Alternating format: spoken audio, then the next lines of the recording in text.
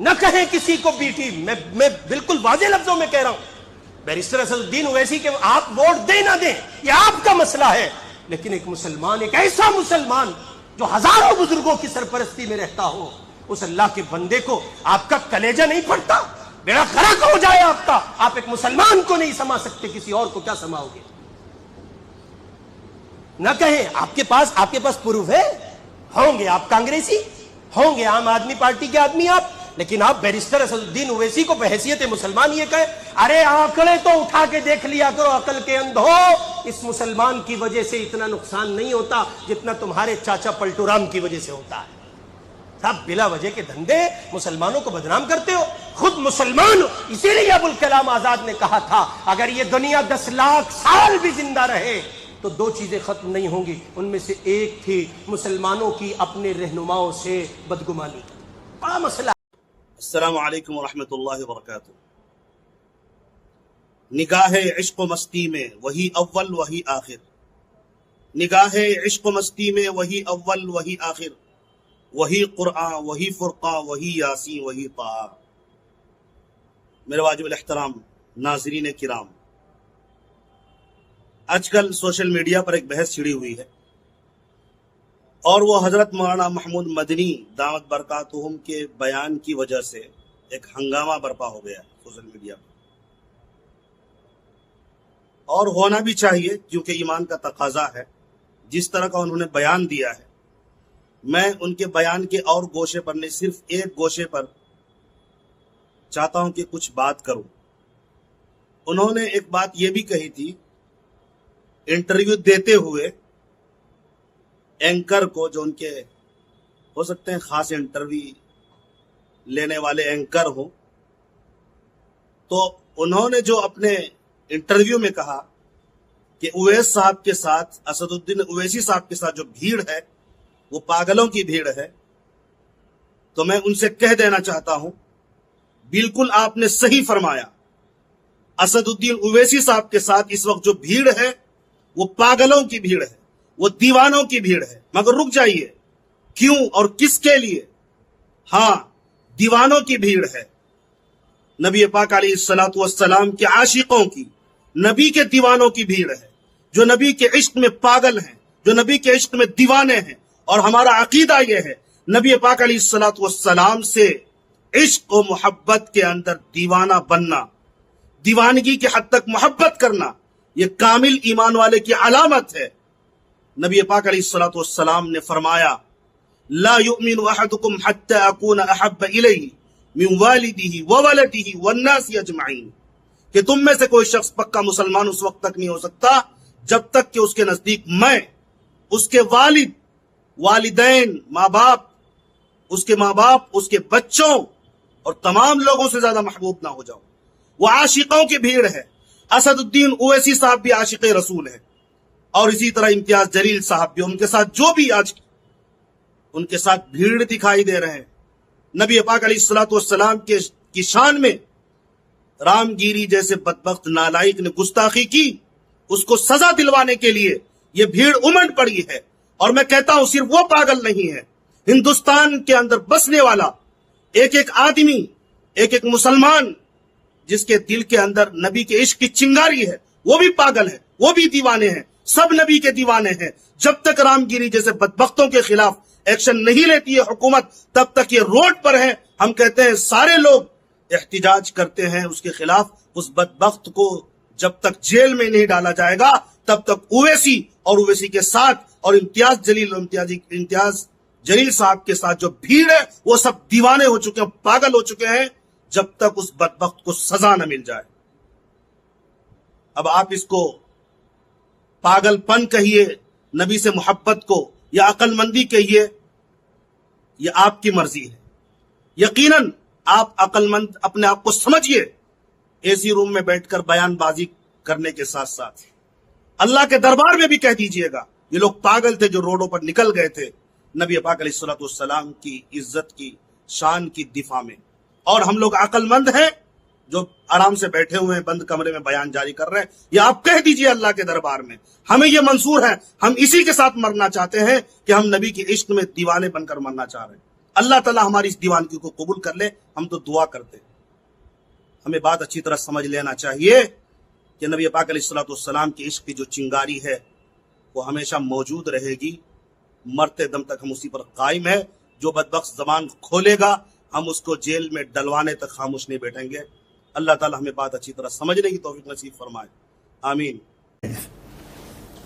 B J پی کی آنے کی ساری ذمہ داری اویسی صاحب پر ہے.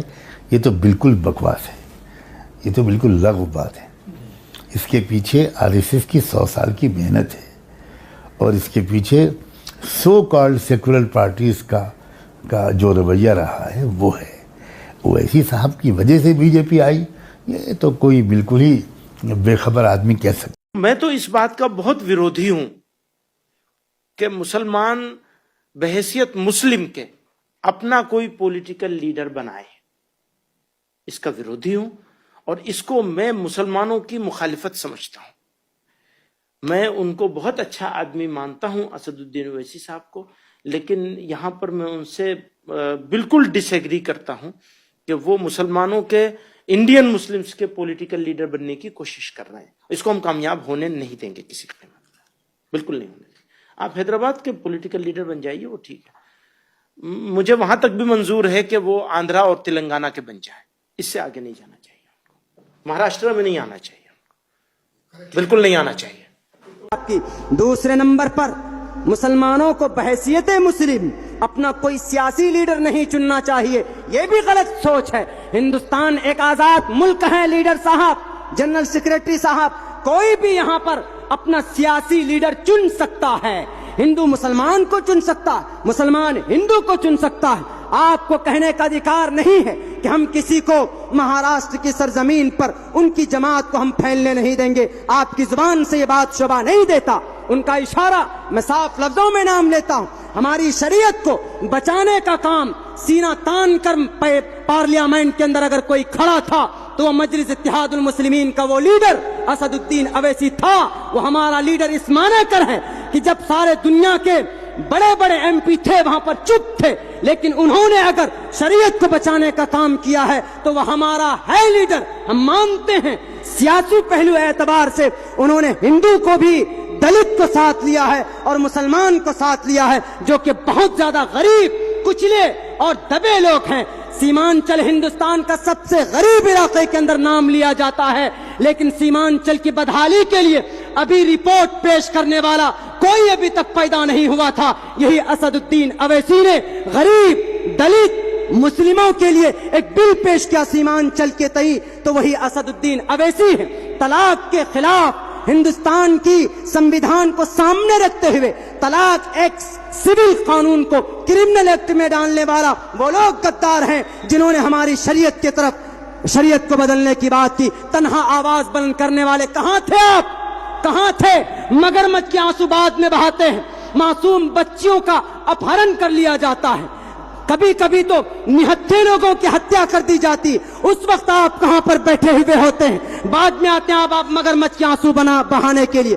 کیوں نہیں ہندو مسلمانوں کو لے کر آپ فساد پیدا ہونے سے پہلے فساد کو کیوں نہیں روکنے کا کام کرتے ہیں؟ جب فساد ہو جاتا ہے تب آپ دورہ کرتے ہیں. ہم آپ کے سمجھوتے کی بالکل مخالفت کرتے ہیں. ہندوستان سیکولر ملک ہے. اگر اسد اویسی صاحب نے اگر دلت کے خلاف, دلت کے لیے ان کا حق لینے کی بات کی ہے تو ہم ان کے ساتھ ہیں. بلکہ کسی بھی مظلوم کی آواز کوئی بھی بندہ اگر اٹھاتا ہے, ہم اگر اٹھاتے ہیں تو ہمارا ساتھ ہونا چاہیے. آپ میں کوئی لیڈر اگر اٹھاتا ہے, آپ کے قریب کا اگر کوئی سیاسی لیڈر اٹھاتا ہے تو آپ کو ان کا ساتھ ہونا چاہیے, ان کا وروध نہیں کرنا چاہیے. ان کا ساتھ دینے والا نہ بنے, کہیے انشاءاللہ. اگر آپ کے علاقے میں کوئی ظالم کا ساتھ دے تو اس کا بائیکاٹ کی. مجھے معلوم ہے لوک سبھا کے الیکشن میں آپ کے کچھ لوگوں نے بی جے پی کا ساتھ دیا تھا.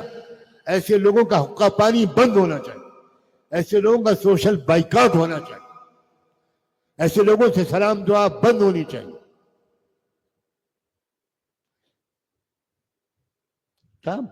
کیا بے شرم لوگ ہیں؟ مسجدوں کو شہید کرنے والوں کا تم ساتھ دے رہے ہو, مسجدوں پر بلڈوزر چلانے والوں کا تم ساتھ دے رہے ہو. کہہ دو کہ ہمارا نام اب مسلمانوں کا نام نہیں ہے, ہم آج سے گھنشیام داس ہیں, کہہ دو, اعلان کرو. یہ آدھا تیتر آدھا بٹیر نہیں چلے گا.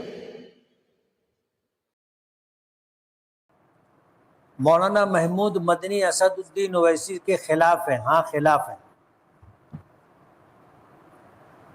مولانا محمود مدنی نے جو کچھ کہا اویسی صاحب کے متعلق برابر نہیں. آج کوئی ہم مسلمانوں کے لیے ہندوستان میں بولنے والا نہیں. مولانا محمود مدنی بھی نہیں بولتے جیسا اویسی صاحب بولتے ہیں. میرے ساتھ پڑھے ہوئے ہیں, بلکہ مجھ سے پیچھے تھے, لیکن جو حرکت انہوں نے کی ہے اور کر رہے ہیں مناسب نہیں. ان کی ہی نادانیوں کی وجہ سے جمعیت علماء 2 حصوں میں تقسیم ہوئی ہے, اور جمعیت علماء کا اپنا جو وزن تھا وہ ختم ہو گیا. اور بھی بہت ساری باتیں ہیں, میں بولنا نہیں چاہتا. آج دنیا بھر کے لوگ جواب دے رہے ہیں نا.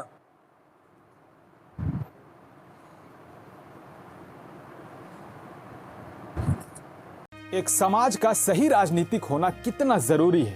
آخرکار اسد الدین اویسی کی محنت رنگ لائی. ان کی تلنگانہ کے مکھیہ منتری ریونت ریڈی کے ساتھ لگاتار بات چیت کے بعد تلنگانہ وقف بورڈ نے باقاعدہ بھاجپا دوارا پیش کیے گئے وقف سنشودھن بل کے خلاف پرستاؤ پاس کر کے سبھی سنشودھنوں کو خارج کر دیا ہے. یہ وہی اسد الدین اویسی ہیں جو مسلم سماج کے ہت کی بات کرتے ہیں, اور غیروں سے زیادہ مسلم سماج کے لوگ ہی ان کو برا بھلا کہتے ہیں. جو لوگ کہتے ہیں کہ آپ کی اپنی راجنیتک حیثیت ہونے سے کیا فرق پڑتا ہے, تو وہ صرف اور صرف اس راجنیتک فیصلے سے وہ سمجھ سکتے ہیں کیسے آپ کا ایک MP اگر صحیح سے راجنیتی میں کام کرے تو بڑے سے بڑے فیصلے بھی وہ بدلوا سکتا ہے.